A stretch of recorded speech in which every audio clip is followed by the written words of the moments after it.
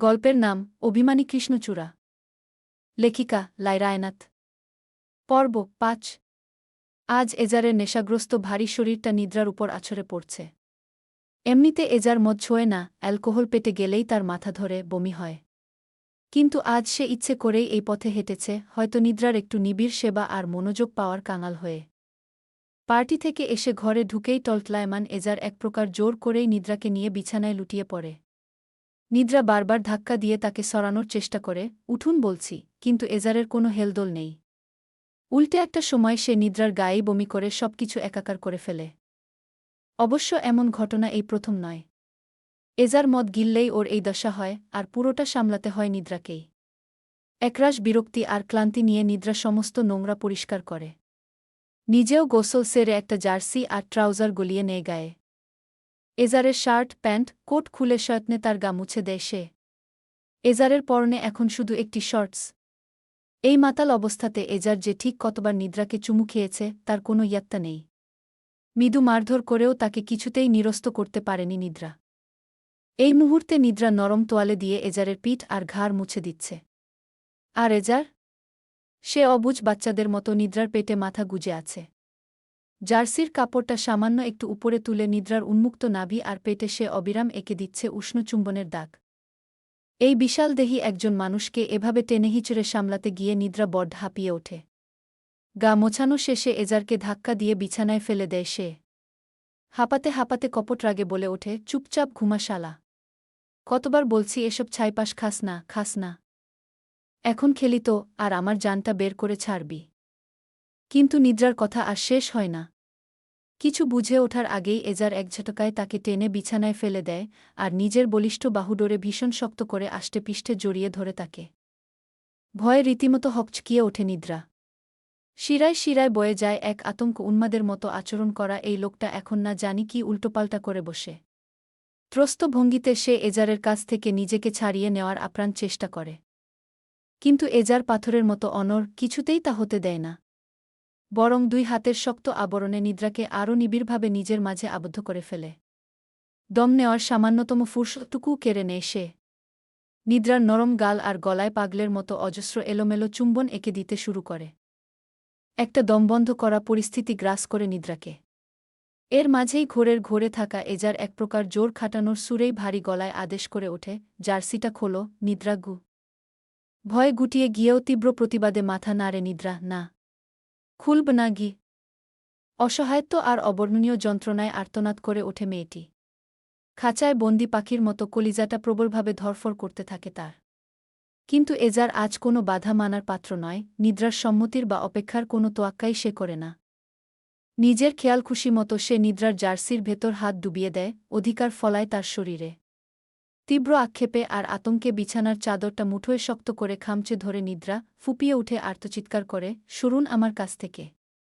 কি করছেন এসব? কিন্তু সেই আর্তনাদ এজারের কানে পৌঁছায় না। সে নিদ্রাকে আরও সজোরে নিজের বুকের কাছে চেপে ধরে। মেয়েটির গলায় মুখ গুজে দিয়ে নেশাগ্রস্তের মতো আবেশে ফিসফিস করে গুনগুনিয়ে ওঠে, একটু কাছেই তো আসব, আসি না? প্লিজ একটু আসতে দাও। প্লিজ দাও। নিদ্রার কণ্ঠস্বরে জমে থাকা আর্তনাদ দেয়ালে ধাক্কা খেয়ে ফিরে আসে। সে তার সর্বশক্তি দিয়ে এজারের ভারী মাথাটা নিজের কণ্ঠনালী থেকে সরিয়ে দেওয়ার চেষ্টা করে। তীব্র ঘৃণায় তার সারা শরীর রিরি করে ওঠে, তীক্ষ্ণ স্বরে সে চিৎকার করে বলে, আমাকে কি আপনার পণ্য মনে হয় এজার? কিসের অধিকারে আপনি এসব করছেন? হাত সরান বলছি, নয়তো আমি আপনাকে আজ মেরেই ফেলব। নিদ্রার এই তীব্র প্রতিরোধ এজারকে থামানোর বদলে যেন আরও উস্কানি দেয়। তার বেপরোয়া হাতের স্পর্শ আরও অবাধ্য, আরও ব্যাকুল হয়ে ওঠে। কোনো বাধা না মেনে সে সজোরে নিদ্রার জার্সিটা টেনে খুলে ফেলে এবং শরীরের সমস্ত ভার নিদ্রার উপর ছেড়ে দিয়ে তার বুকে মাথা রাখে। পাথরের মতো ভারী সেই স্পর্শে নিদ্রার নিঃশ্বাস বন্ধ হয়ে আসার উপক্রম হয়। নিদ্রার চোখের কোণ বেয়ে নোনা জল গড়িয়ে পড়ে গলার খাঁজে মিশে যাচ্ছে। এজার যাকে সে পাহাড়সম বিশ্বাসে আগলে রেখেছিল, আজ সেই বিশ্বাসের কাজগুলো তার শরীরের প্রতিটি রন্ধ্রে বিঁধছে। সে কখনো ভাবেনি এজার তাকে লালসার বস্তু হিসেবে ব্যবহার করবে।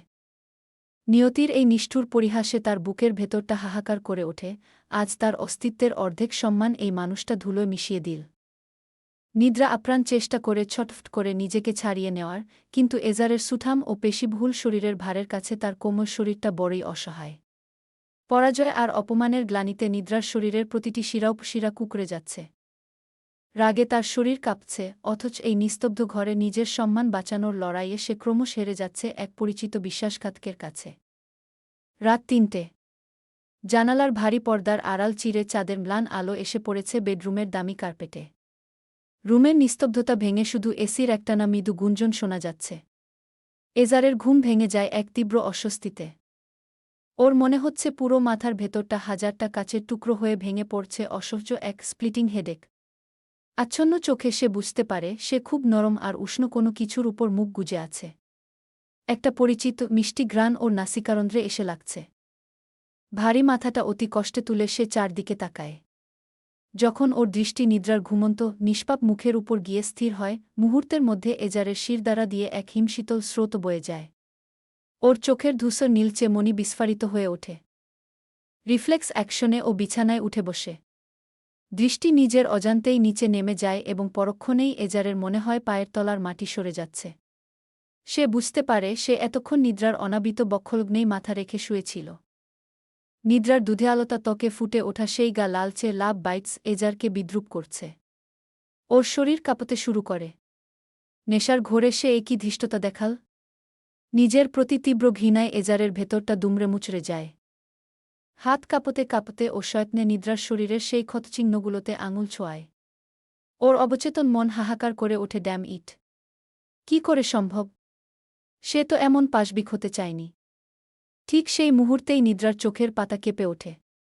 চোখ মেলতেই সে সামনে এজারকে আবিষ্কার করে এবং নিজের শরীরের এই শোচনীয় অবস্থা দেখে ওর হৃদস্পন্দন থমকে যায়। মুহূর্তেই আতঙ্ক বদলে যায় তীব্র ঘেন্না আর অপমানে। নিদ্রা উঠে বসতে গিয়েও যন্ত্রণায় কুঁকড়ে যায়। জ্বলন্ত দৃষ্টিতে এজারের দিকে তাকিয়ে ও দাঁতে দাঁত চেপে বলে ওঠে, গেট অফ মি! যা বাকি আছে সেটাও কি এখন শেষ করার ফয়সালা করছেন নাকি? How could you be so disgusting! অপরাধবোধে নীল হয়ে এজার তড়িঘড়ি করে পাশে পড়ে থাকা নিজের জার্সিটা তুলে নিদ্রার দিকে বাড়িয়ে দেয়। কিন্তু নিদ্রার কান্না তখন বাঁধ ভেঙেছে। সে চিৎকার করে ওঠে, এতটা জঘন্য কাজ আপনি আমার সাথে কি করে করতে পারলেন, এজার? আমার ঘরে কেন এসেছিলেন আপনি?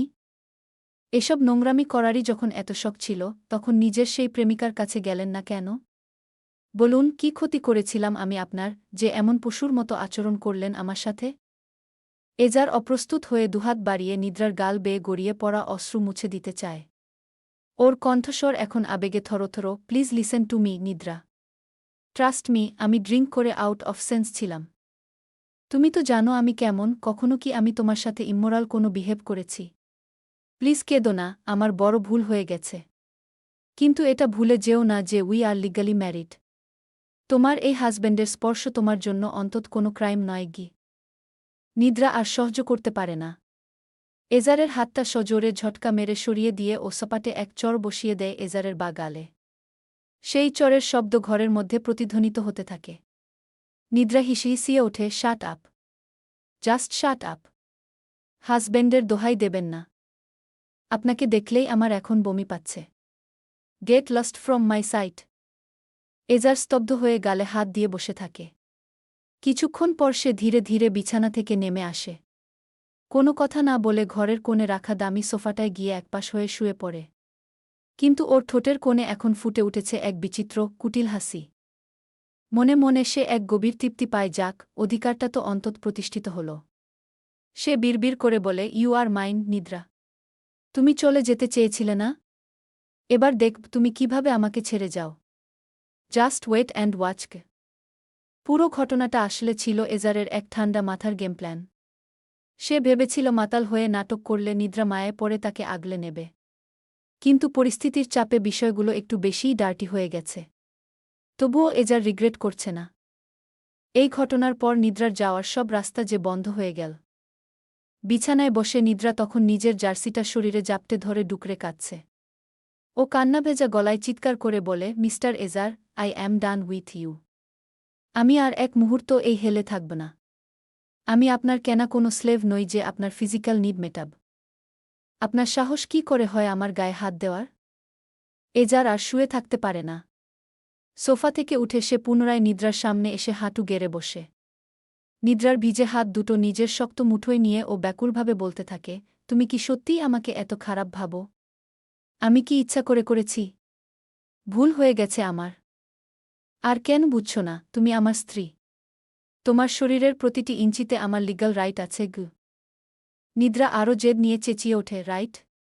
কিসের রাইট? যে ট্রাস্টটুকু ছিল, আজ আপনি সেটাকেও খুন করেছেন। আপনি কিসের হাজব্যান্ড? কোনোদিন কি আমাকে স্ত্রীর সম্মান দিয়েছেন? আগে আপনার প্রতি আমার যেটুকু ভরসা ছিল, আজ সেই ভরসাটাকেই আমি ঘেন্না করি। আপনি আপনার ওই তথাকথিত প্রিয়তমার জন্য যতটুকু ভালোবাসা দেখিয়েছেন, তার এক কানাকড়িও কি কোনোদিন আমার জন্য বরাদ্দ ছিল? আর এখন নিজের নোংরা দোষ ঢাকতে অধিকারের দোহাই দিচ্ছেন? কেউ না আপনি, আমার কেউ না। ডুকরে কেঁদে ওঠে নিদ্রা। তার এই তীব্র হাহাকার দেখে এজার রীতিমতো দিশেহারা হয়ে পড়ে। ওকে শান্ত করার জন্য দুই হাঁটুতে ভর দিয়ে আরও একটু এগিয়ে যায় সে। নিদ্রার হাত দুটো আরও শক্ত করে চেপে ধরে, ওর চোখের গহীনে দৃষ্টি নিবদ্ধ করে এজার মরিয়া হয়ে বলে ওঠে, জানো, আমি না তোমাকে ভীষণ ভালোবাসি। আমি কখনো প্রকাশ করতে পারিনি। আমার ভীষণ ভয় হয়, যদি প্রকাশ করার পর তুমি আমাকে সবার মতো তুচ্ছ করে ছুঁড়ে ফেলে চলে যাও।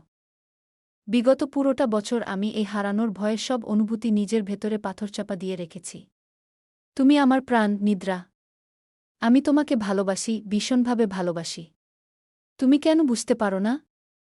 ইনায় আমার কেউ হয় না। ওর সাথে আমি শুধু একটা বিশেষ কারণে আছি। সময় হলে তুমি সব জানতে পারবে, আমি কথা দিচ্ছি গু।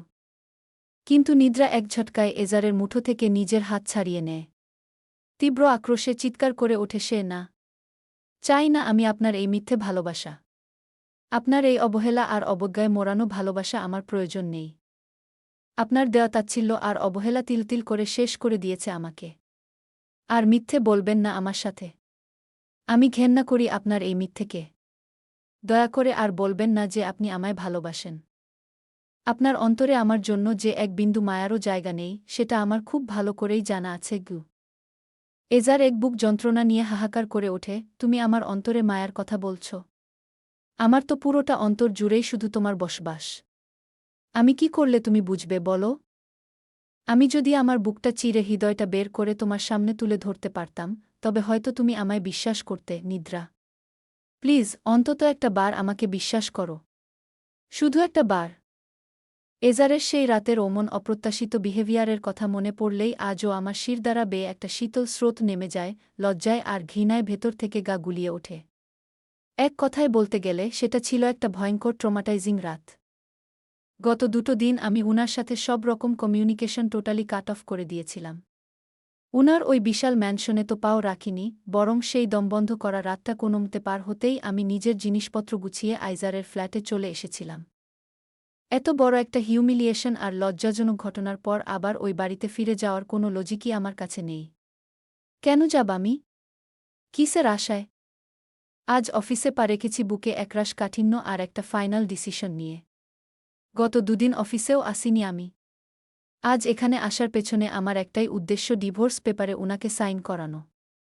লয়ার থমাস ইতিমধ্যেই লিগ্যাল পেপারস সব রেডি করে দিয়েছেন, এখন শুধু উনার সিগনেচারটা কালেক্ট করব আর এই টক্সিক, দমবন্ধ করার সম্পর্ক থেকে চিরতরে মুক্তি নিয়ে পালাব। অফিসে ঢুকে নিজের কিউবিকলের দিকে এগোতেই থমকে দাঁড়ালাম। আমার ডেস্কটা মিসিং। শুরুতে মনে মনে বেশ খুশিই হয়েছিলাম।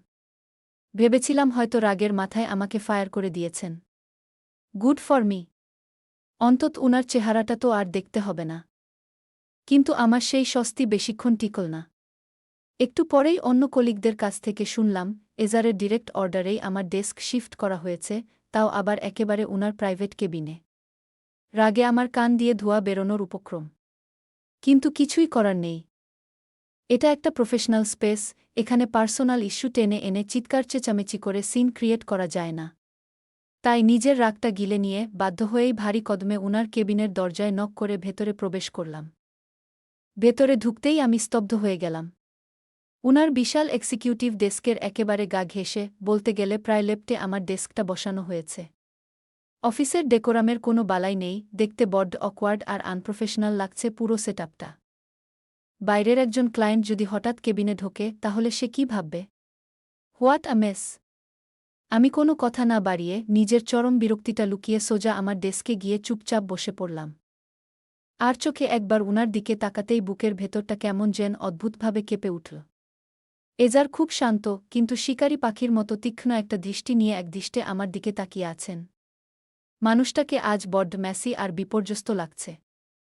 পরিপাটি উনার চুলগুলো এলোমেলো, শার্টের উপরের দুটো বোতাম খোলা। চোখের নিচে কালচে ডার্ক সার্কেলগুলো এত স্পষ্ট যে মেকআপ দিয়েও ঢাকা যাবে না। দেখলেই বোঝা যাচ্ছে নির্ঘুম রাত কাটিয়ে মানুষটা একেবারে এক্সস্টেড, ভেতর থেকে কোনো কারণে ভেঙে চুরে একাকার হয়ে গেছেন। আমি নিজের দুর্বলতাটুকু ঝেড়ে ফেলে উনার দিকে সরাসরি তাকিয়ে একেবারে কোল্ড টোনে প্রশ্ন করলাম, আমার ডেস্ক এখানে কেন? উনি আমার কথার কোনো উত্তর দিলেন না। বরং আমার প্রশ্নটা ইগনোর করে উনার ভারী, গম্ভীর গলায় পাল্টা প্রশ্ন ছুড়ে দিলেন, তুমি বাড়িতে আসনি কেন? আমি গলাটা আরেকটু শক্ত করে চোখের দৃষ্টি অবিচল রেখে বললাম, আমি জানতে চেয়েছি আমার ডেস্ক এখানে কেন? আমার উত্তর আগে চাই। তুমি বাড়িতে আসনি কেন? উনার গলার স্বরে এবার স্পষ্ট রাগের আভাস। তবে সেই রাগের নিচে লুকিয়ে থাকা একটা চাপা ডেসপারেশন আর হাহাকারও আমার কান এড়াল না। আমিও সহজে দমে যাওয়ার পাত্রী নই। চোয়াল শক্ত করে একদম ফ্ল্যাট গলায় উত্তর দিলাম, আমি আপনার কথার উত্তর দিতে বাধ্য নই গি। আমার মুখ থেকে এই কথাটা বের হওয়া মাত্রই উনি পুরোপুরি আউট অফ কন্ট্রোল হয়ে গেলেন। চোখের পলকে সজোরে টেবিলের উপর থাকা ভারী কাচের পেপারওয়েট আর স্ট্যাক করা ফাইলগুলো এক ঝটকায় ফ্লোরে ছুঁড়ে ফেলে উনি উঠে দাঁড়ালেন। কান ফাটানো শব্দে কেবিনের শান্ত পরিবেশটা মুহূর্তেই ভেঙে টুকরো টুকরো হয়ে গেল। আমি কিছু বুঝে ওঠার বা রিয়্যাক্ট করার আগেই উনি লম্বা পায়ে হেঁটে এসে একেবারে আমার সামনে দাঁড়ালেন। এক হাত আমার চেয়ারের আর্মরেস্টে আর অন্য হাতটা ডেস্কের উপর সজোরে চেপে ধরে আমার দিকে একেবারে হুমড়ি খেয়ে পড়লেন। উনার এই আগ্রাসী ভঙ্গিতে আমি চেয়ারের সাথে প্রায় মিশে গেলাম। উনার শরীরের পরিচিত পারফিউমের সাথে মিশে থাকা নিকোটিনের গন্ধটা আমার নাকে এসে লাগল। তোমার এত সাহস হয় কি করে আমার সঙ্গে এই ননসেন্স করার? উনার কণ্ঠস্বর রাগে কাঁপছে নাকি ইমোশনে, সেটা আমি ঠিক বুঝে উঠতে পারলাম না। আমার কি তোমাকে ক্যারেক্টারলেস কাপুরুষ মনে হয়? আমি একটু ড্রিঙ্কস করলে যে নিজের সেন্সে থাকি না, সেটা তুমি ভালো করেই জানো। জাস্ট একটা মিস্টেক হয়ে গেছে। হ্যাঁ, আমার কোনো রাইট নেই তোমার ইচ্ছের বিরুদ্ধে তোমাকে ছোঁয়ার, আই নো দ্যাট। আমি ভুল করেই ফেলেছি। তোমার পা ধরে মাফ চেয়েছি, তাও তোমার মন গলে না? তুমি কি পুরোপুরি ইমোশনলেস? তোমার কি আমার প্রতি একটুও মায়া হয় না? তোমাকে পাওয়ার জন্য আর কত ফাইট করব আমি? একটা হ্যাপি লাইফের জন্য আর কি কি প্রুভ করতে হবে আমাকে? তুমি কি বুঝতে পারো না আমি তোমাকে ভালোবাসি? আই জাস্ট কান্ট, তোমাকে ছাড়া আমার পক্ষে বেঁচে থাকা সম্ভব না। এজারের কথাগুলো আমি পাথরের স্ট্যাচুর মতো বসে শুনছিলাম। আমার সমস্ত সত্তা অবশ হয়ে আসছে। হঠাৎ লক্ষ্য করলাম উনার লাল হয়ে থাকা চোখের কোণ বেয়ে এক ফোঁটা জল গড়িয়ে পড়ল। এজার এই অহংকারী, জেদি মানুষটা আমার জন্য কাঁদছেন? Is this real?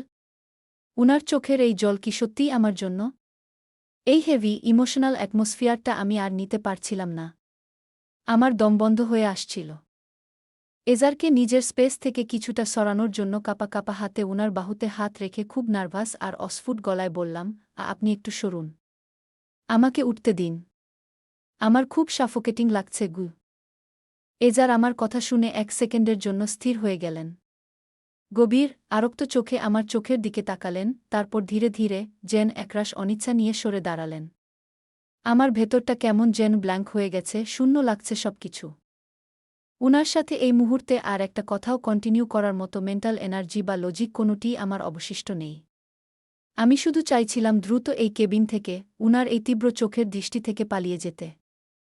কিন্তু আমি ডোরনবের দিকে টার্ন করতেই এজার পেছন থেকে হঠাৎ করে আমাকে আষ্টেপৃষ্ঠে জড়িয়ে ধরলেন। উনার শক্ত দুটো হাত আমার কোমর পেঁচিয়ে আছে। উনার মুখের উষ্ণ নিঃশ্বাস আমার ঘাড়ে আছড়ে পড়ছে। উনার বুকের দ্রুত আর অস্বাভাবিক হার্টবিট আমি আমার পিঠে স্পষ্ট ফিল করতে পারছি। ডেসপারেট আর ভাঙা কণ্ঠে উনি আমার কানের কাছে ফিসফিস করে বলে উঠলেন, ট্রাস্ট মি, প্লিজ।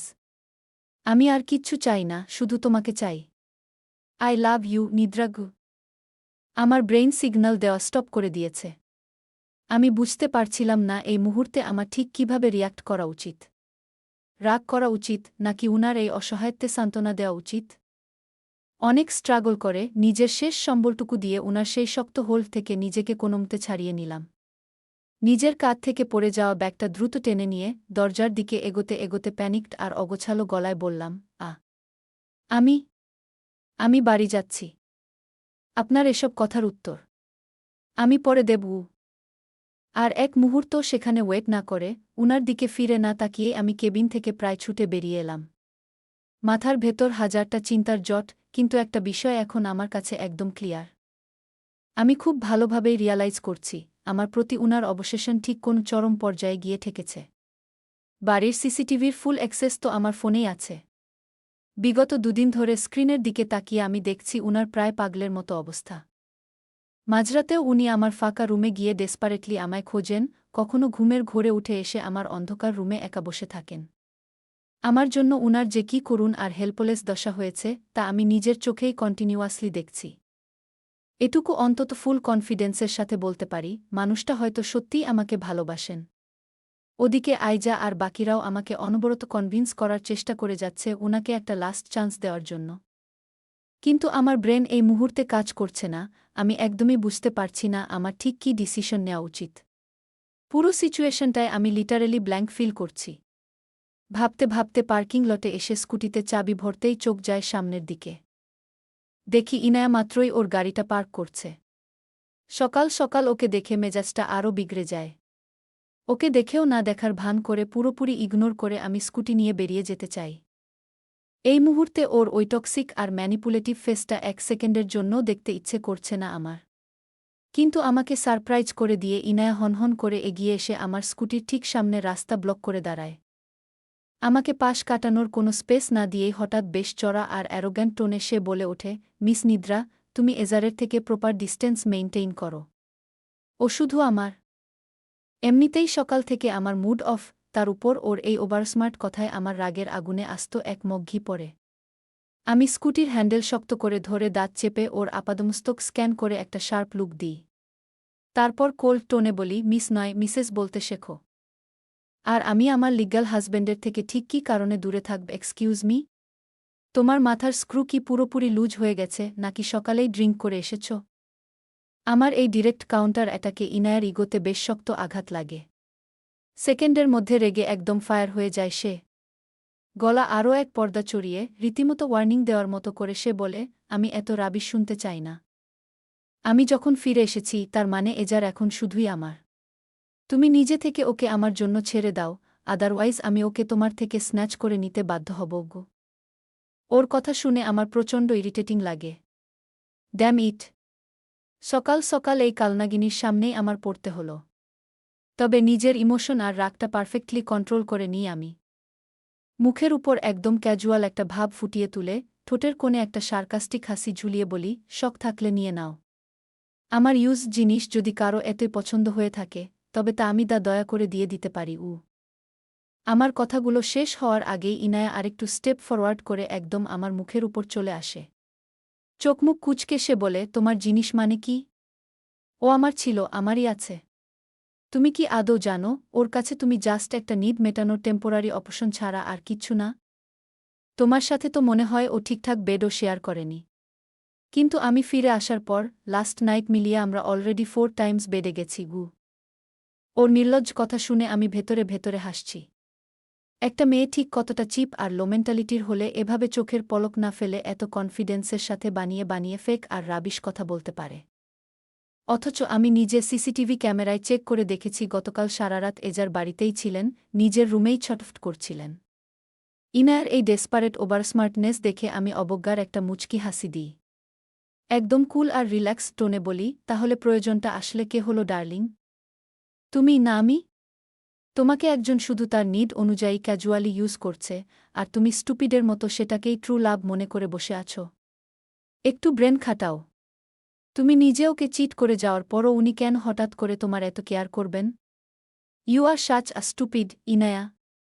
তোমাকে আমার হাজব্যান্ড জাস্ট ইউজ করল আর তুমি সেটা রিয়ালাইজ করার মতো সেন্সও রাখো না। সত্যি বলতে কি? তোমার মতো মেয়েদের মানুষ জাস্ট ভোগের জন্যই রাখে, ভালোবাসার জন্য না। 4 বার বেডে গিয়েছ বলছ? খুব ভালো কথা, যাও, আরও 7-8 বার যেও। কোনো দরকার হলে আমাকে জানিও, আমি স্পেশাল প্রোটেকশন পাঠিয়ে দেবনে। কথাটা ওর মুখের উপর ছুঁড়ে দিয়েই আমি আর 1 সেকেন্ডও ওয়েট করি না। স্কুটিতে ফুল স্পিডে এক্সিলারেটর টান দিয়ে সগর্বে বেরিয়ে যায় পার্কিং লট থেকে। এই ফেক আর প্যাথোলজিক্যাল মিথ্যেবাদী মেয়ের কথায় একটুও পাত্তা দিলে আমার নিজের লাইফটাই বিনা কারণে হেল হয়ে যাবে। এজার শ্যাডোর মতো নিদ্রার পিছু পিছু বাড়ি যাবে বলে পার্কিং এরিয়ায় চলে আসে, সেটা ঘুণাক্ষরেও টের পায় না নিদ্রা। আড়ালে দাঁড়িয়ে ইনায়ার সেই টক্সিক কথাগুলো শোনার পর এজারের ভেতরটায় এক অদ্ভুত ইমোশনাল রোলারকোস্টার চলছে। একদিকে ওই হাস্যকর মিথ্যেগুলো শুনে তার হাসতে হাসতে মরে যেতে ইচ্ছে করছে, অন্যদিকে বুকের একদম গভীরে কোথায় একটা সূক্ষ্ম পেইন বিঁধছে।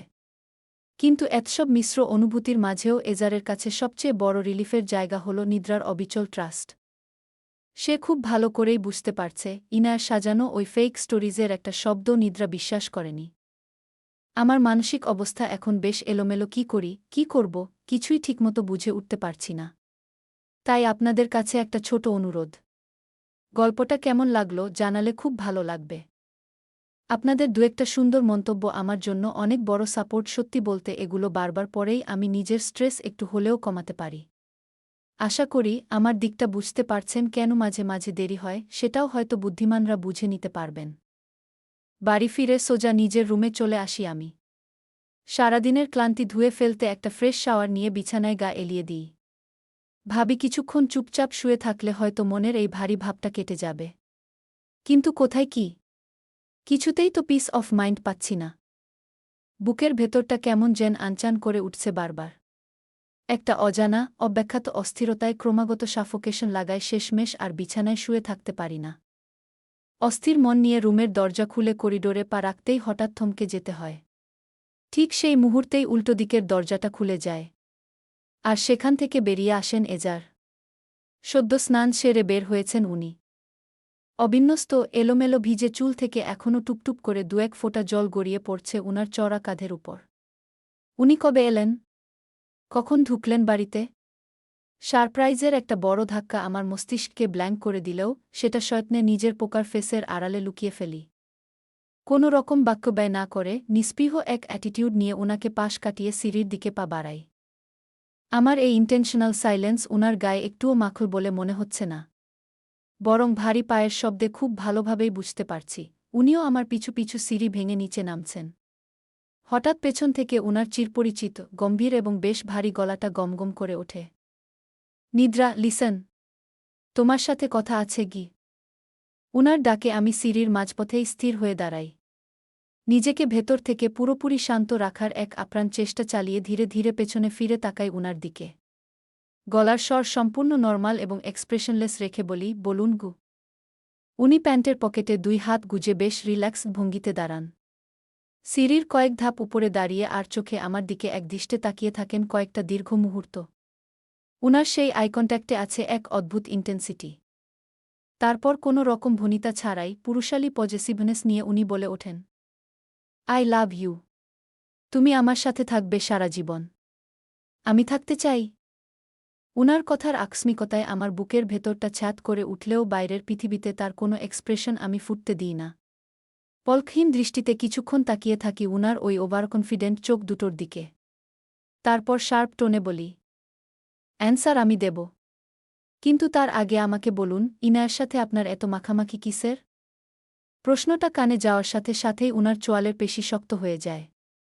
চোখে মুখে স্পষ্ট রাগের এক উত্তপ্ত আভা ফুটে ওঠে নিমিষেই। চরম ফ্রাস্ট্রেটেড গলায় উনি বলে ওঠেন, just ignore that toxic woman. আমি এখন স্পেস চাইছি। বাজে কথা না বাড়িয়ে আমার কথার উত্তর দাও। আমি সামান্য ভ্রু কুঁচকে উনার চোখে চোখ রেখেই বলি, আমি যদি হ্যাঁ বলি তাহলে কি হবে? উনি এক পা সামনে এগিয়ে এসে নিচু অথচ গলায় বলেন, বলেই দেখো গ। আমিও দমবার পাত্রী নই। সাথে সাথে পাল্টা প্রশ্ন ছুড়ে দিই উনার দিকে, আর যদি না বলি? আমাকে কি যেতে দেবেন আপনি? আমার এই কথা শোনার পর উনার ঠোঁটের কোণে অদ্ভুত এক বাঁকা, মিস্ট্রিয়াস হাসি ফুটে ওঠে, যাকে বলে একেবারে ডেভিলিশ স্মার্ক। যেতে দেওয়া? তোমাকে ছেড়ে দেওয়া তো কোনোভাবেই পসিবল নয়। তুমি হ্যাঁ বললেও আমার সাথে থাকবে, আর না বললেও তোমাকে আমার সাথেই থাকতে হবে। হ্যাঁ বলার বেনিফিট শুধু একটাই, তাহলে তোমার কাছে আমার সবটা ক্লিয়ার করব। আর না বললে নাথিং কি। কয়েক সেকেন্ড থেমে চোখের চাহনি আরও ডার্ক করে উনি যোগ করেন, but you have to stay with me anyway কি। আমি এত কষ্ট করে ভিডিও ভাবাই আর আপনাদের একটা লাইক আর কমেন্ট করতে কষ্ট হয়।